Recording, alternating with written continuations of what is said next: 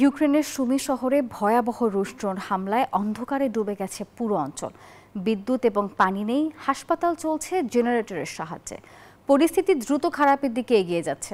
আর এদিকে লন্ডনে ইউরোপীয় নেতাদের বৈঠকে সবার সহযোগিতা চেয়েছেন ইউক্রেনীয় প্রেসিডেন্ট ভলোদিমির জেলেনস্কি। রাতভর রাশিয়ার ড্রোন হামলায় ইউক্রেনের সুমি শহরের জ্বালানি ব্যবস্থা পুরোপুরি ধসে পড়ে। শহরের বেশিরভাগ অংশে বিদ্যুৎ নেই, পানি সরবরাহ হাসপাতাল ও অন্যান্য জনসেবা প্রতিষ্ঠানে চলছে জেনারেটরে। সুমি আঞ্চলিক প্রশাসনের প্রধানের বরাত দিয়ে জানানো হয়েছে, কতজন হতাহত হয়েছে তা এখনো নিশ্চিত নয়।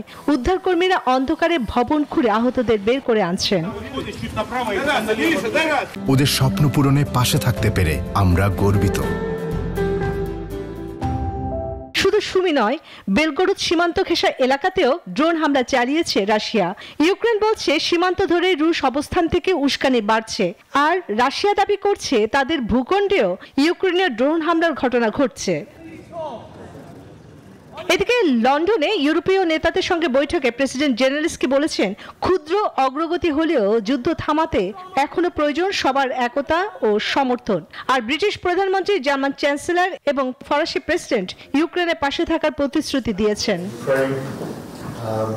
সোমবার ডাউনিং স্ট্রিটে এই বৈঠক অনুষ্ঠিত হয়। মার্কিন প্রস্তাবের আপত্তিকর অংশগুলো বাদ দিয়ে তৈরি 20 দফার এই সংশোধিত পরিকল্পনাটি যুক্তরাষ্ট্রের কাছে পাঠাবে ইউক্রেন।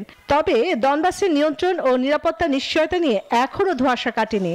এরই মধ্যে মার্কিন অস্ত্র কিনতে চলতি বছর প্রায় $80 কোটি অর্থ সংকটের কথাও জানিয়েছে জেলেনস্কি।